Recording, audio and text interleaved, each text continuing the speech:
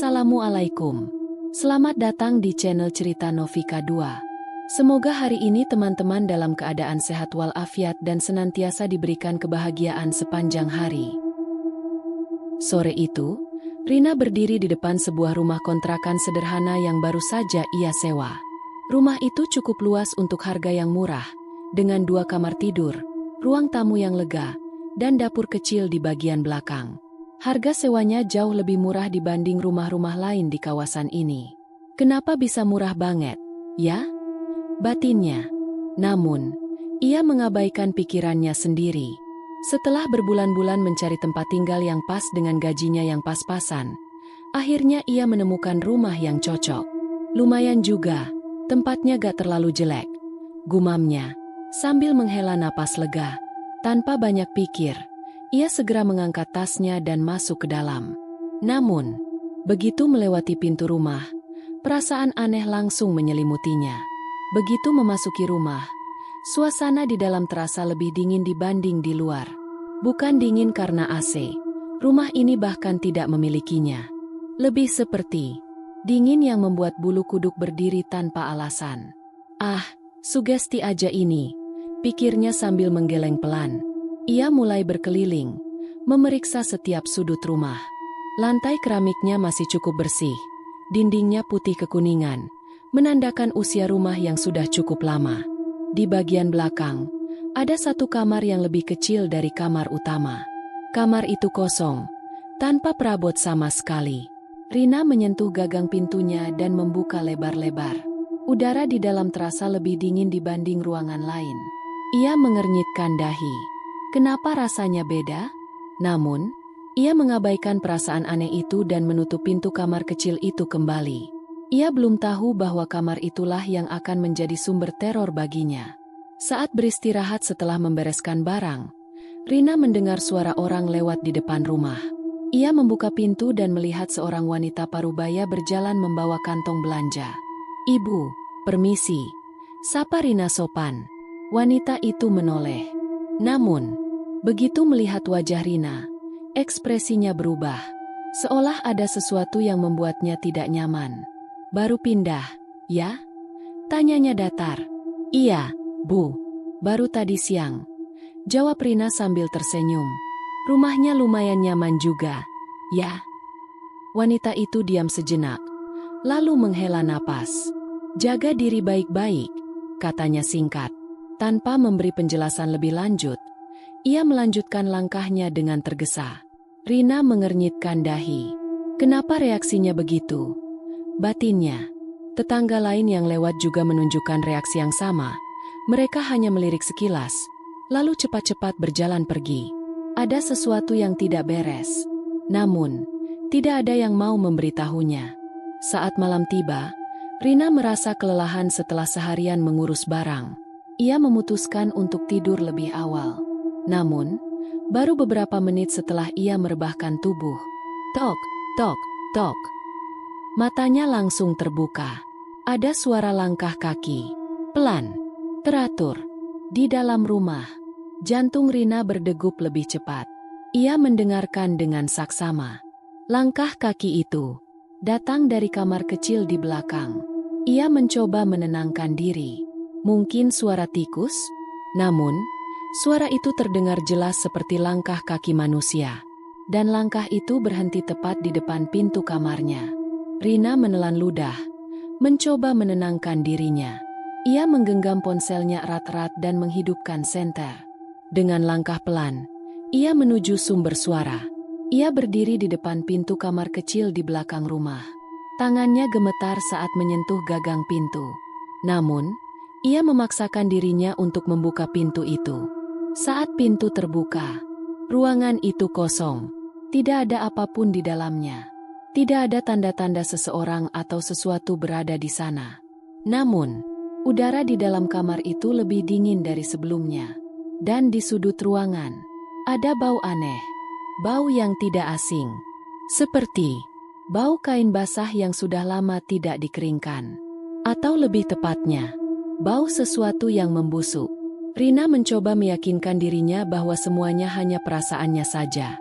Ia menutup pintu kamar itu kembali dan kembali ke tempat tidur. Namun, beberapa menit setelah ia berbaring, tok, tok, tok. Langkah kaki itu terdengar lagi. Namun kali ini, bukan dari kamar belakang.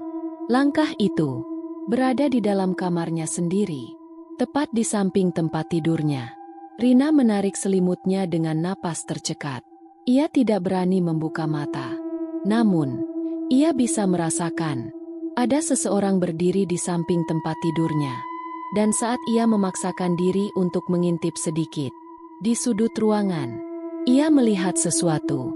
Sosok samar, seorang wanita, berdiri diam, tidak bergerak, tidak bersuara, hanya menatap ke arahnya dalam kegelapan. Malam itu, Rina berusaha tidur lebih awal. Setelah kejadian aneh malam sebelumnya, suara langkah kaki, kamar yang terasa dingin, dan bayangan di sudut ruangan, ia mencoba berpikir positif. Mungkin ia terlalu lelah, mungkin hanya imajinasinya saja. Namun, di lubuk hatinya, ada sesuatu yang mengganjal. Sesuatu yang membuatnya merasa rumah ini tidak benar-benar kosong. Ia menarik selimut, memejamkan mata, dan memaksa dirinya untuk tidur. Namun, waah, matanya langsung terbuka. Itu suara bayi menangis. Rina mengerutkan dahi. Dari mana suara itu berasal? Tangisan itu terdengar pelan pada awalnya, lalu semakin jelas, seperti berasal dari dalam rumah. Rina duduk di tempat tidurnya, mencoba mendengarkan lebih saksama. Tetangga di sebelah rumahnya hanya dihuni oleh pasangan suami istri lansia. Tidak ada bayi di sekitar sini. Namun, suara tangisan itu terus terdengar, pelan, parau, dan terdengar seperti kesakitan. Dengan jantung berdetak cepat, Rina keluar dari kamarnya. Ia berjalan perlahan di lorong menuju kamar kecil di belakang. Semakin ia mendekat, semakin jelas suara tangisan itu. Ia berhenti tepat di depan pintu kamar kosong. Tangisan bayi itu berasal dari dalam. Tangannya mulai berkeringat. Ia mengambil napas dalam dan meraih gagang pintu. Krek! Pintu terbuka. Namun, ruangan itu kosong. Tidak ada apa-apa. Namun, yang lebih mengerikan, tangisan itu masih terdengar di dalam kamar, meskipun tidak ada seorang pun di sana. Rina mundur perlahan. Ia tidak bisa berpikir. Logikanya berusaha mencari alasan. Namun, tidak ada penjelasan masuk akal untuk ini. Tangannya masih berada di gagang pintu, siap menutupnya kembali. Namun, sebelum ia sempat menutup pintu, brak! Pintu tertutup sendiri dengan keras, hampir mengenai wajahnya. Rina terlonjak mundur dan jatuh ke lantai. Jantungnya berdegup semakin cepat. Tangannya gemetar saat mencoba meraih gagang pintu lagi. Namun, pintu itu terkunci dari dalam. Rina terdiam di lantai. Ia ingin berlari, ingin kabur. Namun tubuhnya terasa lemas. Dari balik pintu kamar kosong, suara bayi menangis masih terdengar. Namun kali ini, lebih keras, lebih jelas. Dan di antara tangisan itu, ia mendengar sesuatu yang lain. Suara seorang wanita, pelan, serak, seolah sedang menangis bersamaan dengan suara bayi itu. Dan lalu, suara itu berbisik dari dalam kamar kosong. Jangan ambil bayiku. Tanpa pikir panjang, Rina bangkit dan berlari ke kamarnya. Tangannya dengan cepat mengunci pintu dari dalam.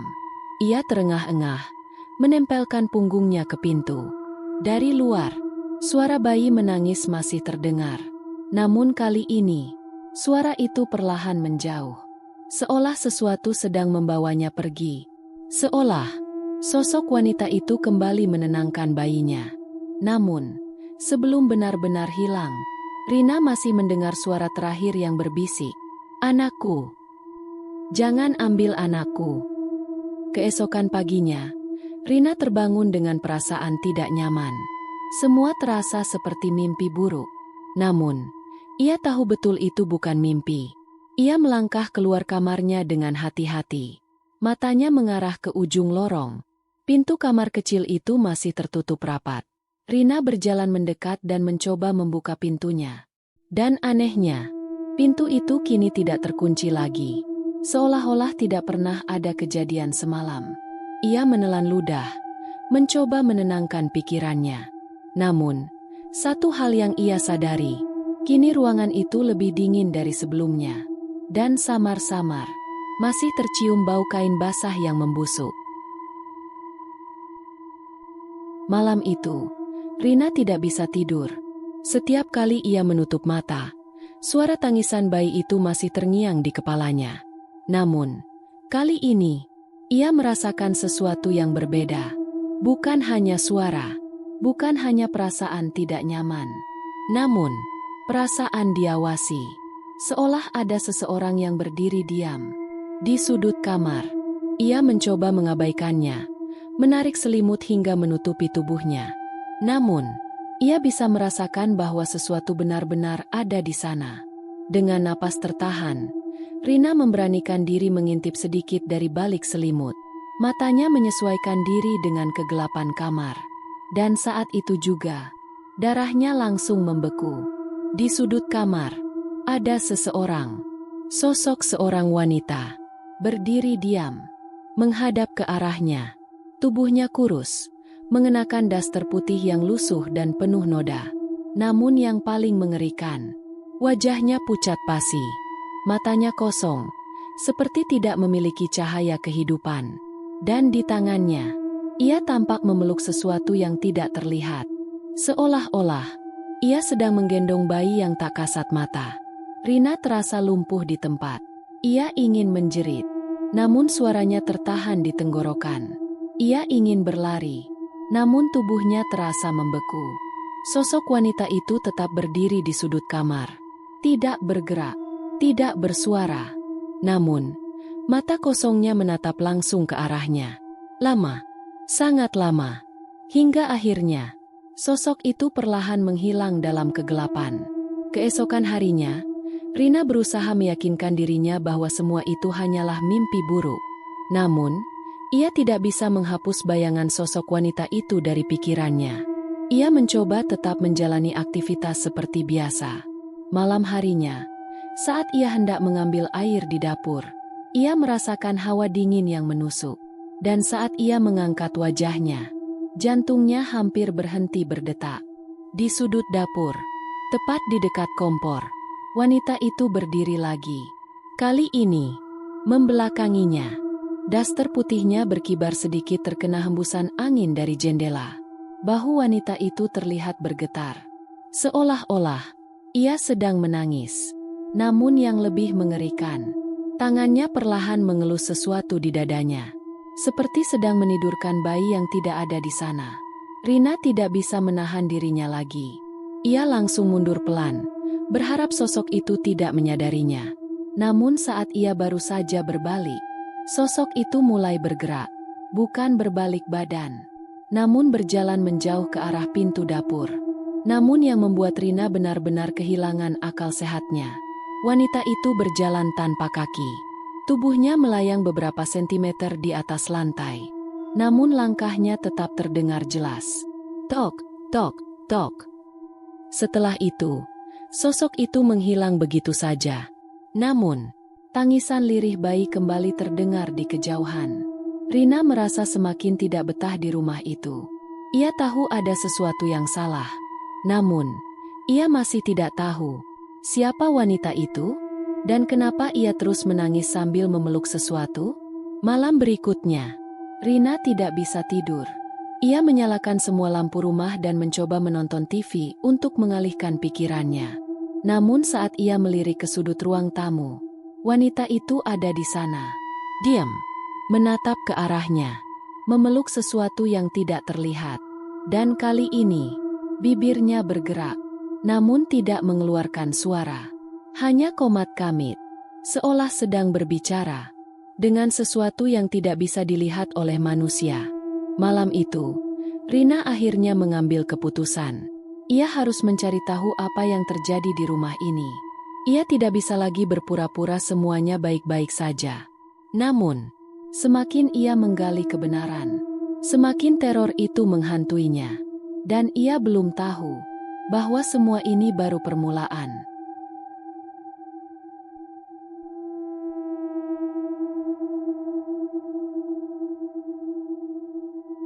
Pagi itu, Rina tidak bisa lagi mengabaikan semua kejadian aneh yang terjadi di rumahnya. Sosok ibu muda yang sering muncul, suara bayi menangis, tangan pucat di celah pintu. Semua itu bukan kebetulan. Aku harus tahu apa yang sebenarnya terjadi di rumah ini, gumamnya dengan napas berat. Dan untuk pertama kalinya sejak pindah, ia memutuskan untuk bertanya langsung kepada tetangganya. Rina mengetuk pintu rumah Ibu Wati, tetangga paling dekat dengan rumahnya. Setelah beberapa saat, seorang wanita paruhbaya membuka pintu dengan ekspresi ragu. "Ada apa, Nak?" tanyanya dengan suara lirih. "Bu, saya mau tanya soal rumah yang saya tempati sekarang. Ada sesuatu yang terjadi di sana, ya?" Ibu Wati langsung terdiam. Tatapannya berubah. Ada ketakutan di matanya. "Nak, sebaiknya kamu pergi dari rumah itu." "Kenapa, Bu? Siapa yang dulu tinggal di sana?" Ibu Wati menghela napas panjang. Rumah itu dulunya milik seorang ibu muda bernama Lestari. Rina menelan ludah. "Lestari?" "Iya," lanjut Ibu Wati dengan suara pelan. "Dia tinggal di sana bersama bayinya. Tapi, mereka berdua meninggal dengan cara yang mengerikan." Rina merasa jantungnya berdegup lebih cepat. "Bagaimana mereka meninggal?" Ibu Wati terdiam sejenak, seolah ragu untuk menceritakannya. Namun akhirnya, ia berbisik, "Bayi itu ditemukan di dalam lemari." Rina langsung merinding. "Apa maksudnya?" Ibu Wati menunduk, seperti mengingat sesuatu yang mengerikan. Bayi itu ditemukan dalam kondisi mengenaskan. Seolah-olah sesuatu telah mengambil nyawanya dengan kejam. "Dan Lestari?" tanya Rina dengan suara bergetar. Ibu Wati menelan ludah. "Dia ditemukan gantung diri di kamar kosong di belakang rumah. Kamar yang selama ini mengeluarkan suara-suara aneh. Kamar yang pintunya selalu terkunci sendiri. Kamar yang selama ini dihuni oleh sosok mengerikan itu." Rina merinding hebat. "Kenapa bisa terjadi seperti itu, Bu?" Ibu Wati menggeleng pelan. "Tidak ada yang tahu pasti, Nak. Yang orang-orang dengar, malam sebelum Lestari meninggal, ada suara tangisan bayi yang tidak berhenti." Rina mengingat sesuatu. Tangisan bayi yang selalu terdengar di tengah malam. Lalu, Ibu Wati menggigit bibirnya. Keesokan paginya, para tetangga menemukan rumah itu dalam keadaan sunyi. Pintu depan terbuka, dan di dalamnya ada bau busuk yang menyengat. Mereka masuk dan menemukan Lestari tergantung di kamar kosong, wajahnya pucat dan penuh luka. Dan di lemari, mereka menemukan bayinya. Rina menelan ludah dengan susah payah. Ada yang aneh dengan kematian mereka." Ibu Wati mengangguk. "Beberapa orang percaya Lestari tidak bunuh diri." "Maksud Ibu?" Ibu Wati berbisik. "Ada sesuatu yang membunuh mereka." Setelah tragedi itu, rumah tersebut dibiarkan kosong selama bertahun-tahun. Beberapa orang yang pernah menyewanya tidak pernah bertahan lama. Ada yang mengatakan mereka sering melihat Lestari menangis di dapur. Ada yang mendengar suara bayi menangis dari lemari. Dan ada yang merasa seperti ada tangan dingin yang menyentuh mereka di tengah malam. Rina mengingat semua kejadian yang dialaminya. Tangisan bayi, sosok wanita pucat, pintu kamar yang terkunci sendiri. Semua itu bukan kebetulan. Lestari masih ada di sana. Dan yang lebih mengerikan, sesuatu yang telah membunuhnya juga masih ada di sana. Kini, Rina berdiri di depan rumahnya dengan perasaan bercampur aduk. Ia tahu jika ia tetap tinggal, maka teror itu akan terus berlanjut. Namun, jika ia pergi tanpa melakukan apapun, roh Lestari akan tetap terjebak di sana, menangis dalam keputusasaan. Ia harus memilih, pergi, atau mencari cara untuk mengakhiri semua ini. Namun yang belum ia sadari, teror sebenarnya baru saja dimulai. Sejak mendengar kisah tragis Lestari dari Ibu Wati, Rina merasa rumah itu semakin terasa berat. Dingin, tinggi, mencekik. Setiap malam, gangguan yang ia alami semakin jelas. Suara bayi menangis tidak lagi hanya terdengar pukul 2.30 pagi. Sekarang, suara itu muncul hampir setiap saat. Di dapur, di kamar mandi, di ruang tamu, dimanapun ia berada, ia bisa mendengar suara itu. Dan kini, sesuatu yang lebih mengerikan mulai terjadi. Pintu rumahnya mulai terbuka sendiri di malam hari. Malam itu, Rina mencoba tetap tenang. Ia menutup semua jendela dan memastikan pintu rumahnya terkunci rapat. Namun saat ia beranjak ke tempat tidur dan mencoba tidur, krik! Suara itu membuatnya langsung terbangun. Pintu kamarnya perlahan terbuka. Seolah ada seseorang yang membukanya dari luar. Namun tidak ada siapa-siapa. Ia mencoba bernapas perlahan. Jangan panik, jangan panik, jangan panik. Namun tiba-tiba, tok, tok, tok. Suara langkah kaki terdengar dari kamar kosong. Rina tidak berani bergerak. Namun kali ini, ia menyadari sesuatu yang baru. Saat sosok Lestari muncul, ia selalu membawa sesuatu dalam pelukannya. Sebelumnya, Rina mengira itu adalah bayinya. Namun semakin lama ia memperhatikan, semakin jelas bahwa yang dipeluk Lestari bukanlah bayi. Bentuknya tidak jelas. Kadang terlihat kecil seperti bayi. Namun kadang tampak membesar, berubah bentuk, seperti sesuatu yang tidak seharusnya ada di dunia ini.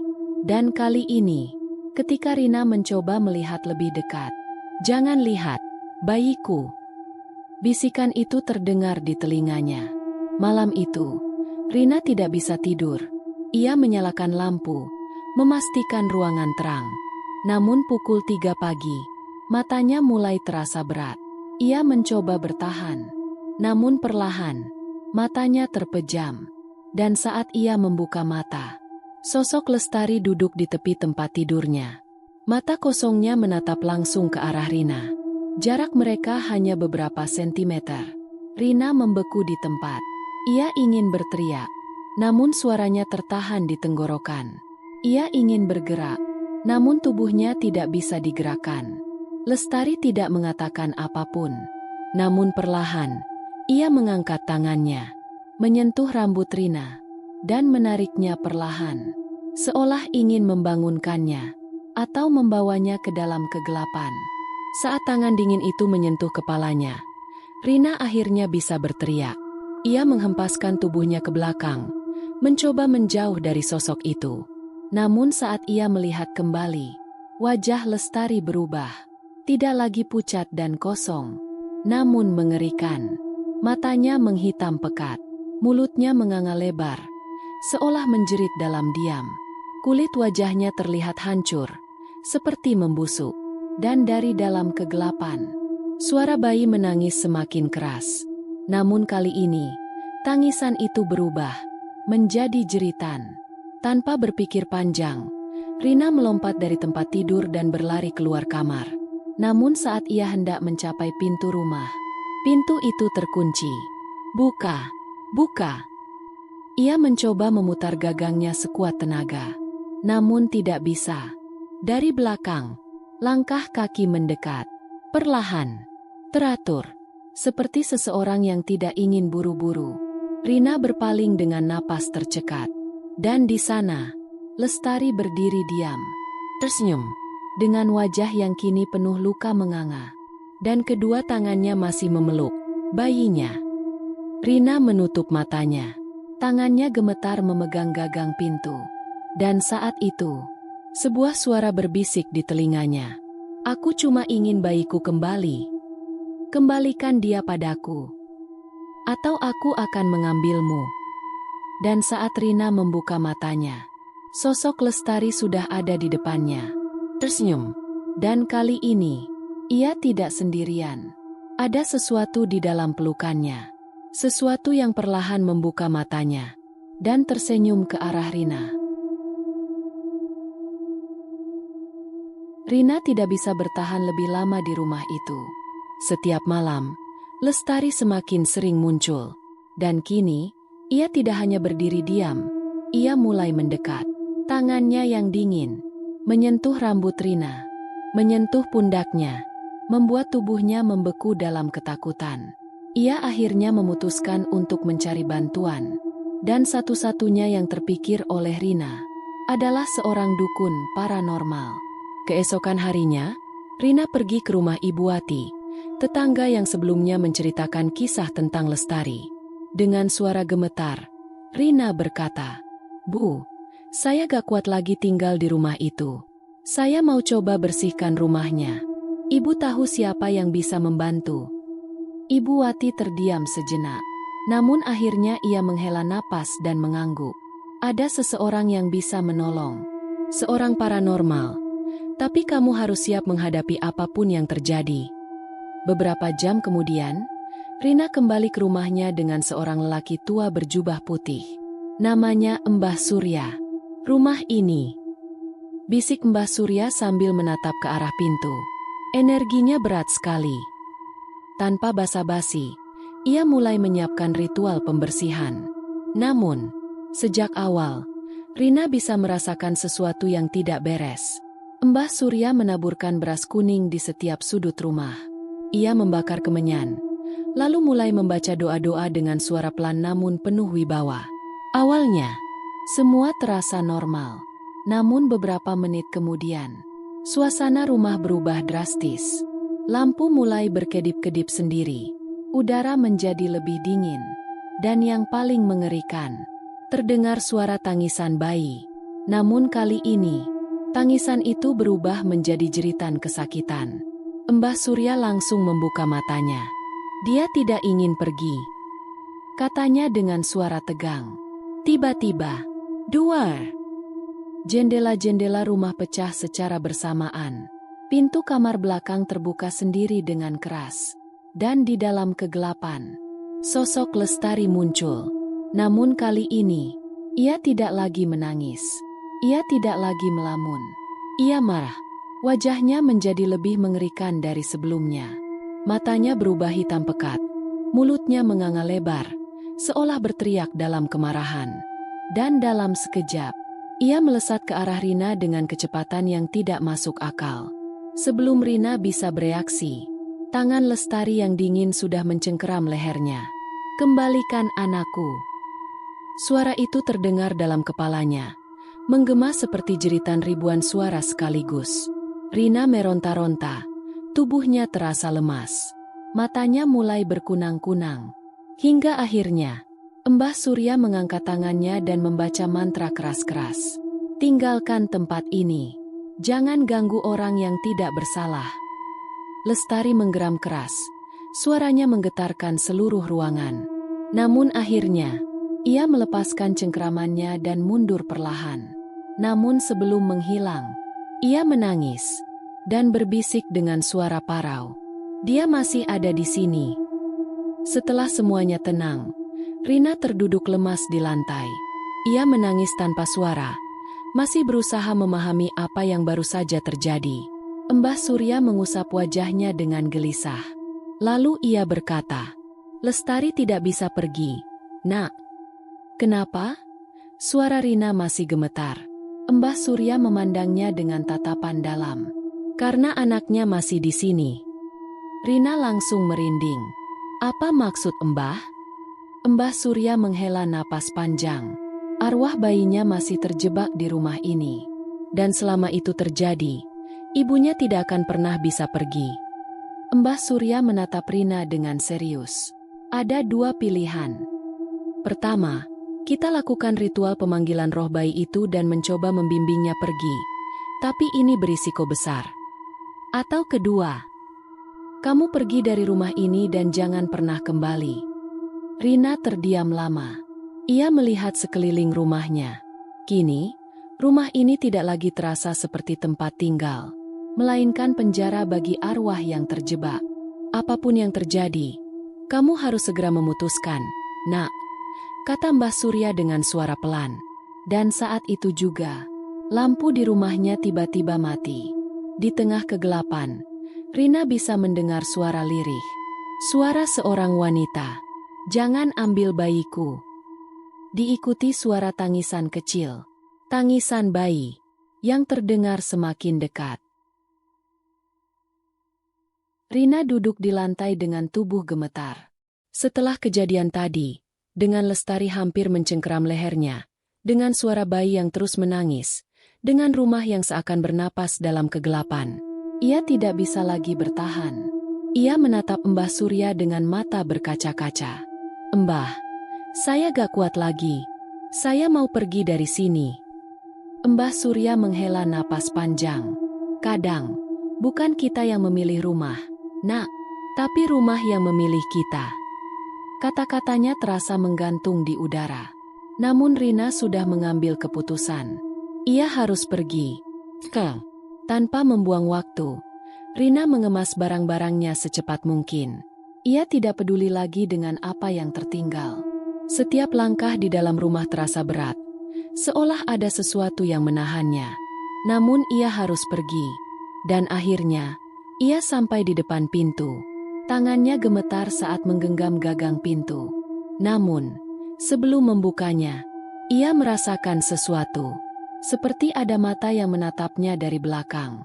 Dan dalam hati kecilnya, ia tahu siapa yang sedang berdiri di sana. Namun ia tidak berani menoleh. Ia hanya menarik napas panjang, lalu membuka pintu, dan melangkah keluar. Rina mengunci rumah itu untuk terakhir kalinya. Ia ingin segera pergi, meninggalkan semuanya. Namun entah kenapa, matanya tertuju ke kaca jendela. Dan saat itu juga, darahnya langsung membeku. Di dalam rumah, di depan kamar kosong yang selama ini selalu terkunci, sosok Lestari berdiri di sana. Diam, tersenyum kepadanya. Dan di tangannya, ia masih memeluk sesuatu yang tidak terlihat. Seolah ia masih menjaga bayinya. Bahkan setelah semua yang terjadi, Rina mencoba mengalihkan pandangannya. Ia tidak ingin melihat lebih lama. Namun saat ia berjalan menjauh, terdengar suara dari dalam rumah. Pelan, namun jelas. Suara yang selama ini menghantuinya. "Wah, ah!" Tangisan bayi. Tangisan yang semakin lama semakin lirih. Seolah tahu bahwa Rina telah pergi. Namun juga, seolah memberi tanda bahwa rumah itu akan tetap dihuni. Bahwa Lestari tidak pernah benar-benar pergi. Beberapa hari kemudian, Rina sudah tinggal di tempat baru. Namun meskipun ia sudah jauh dari rumah itu, mimpi buruknya tidak berakhir. Setiap malam, ia masih melihat Lestari dalam tidurnya. Masih mendengar suara bayi menangis dalam kegelapan. Seolah rumah itu masih menginginkannya kembali. Namun Rina tidak akan pernah kembali. Dan suatu hari, rumah itu akan mendapatkan penghuni baru. Seseorang yang tidak tahu sejarahnya. Seseorang yang akan mengalaminya dari awal lagi. Karena Lestari akan selalu ada di sana. Menunggu, dengan senyuman yang sama.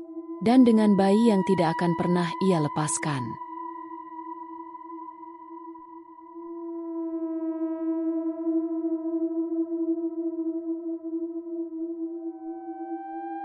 Demikian cerita hari ini.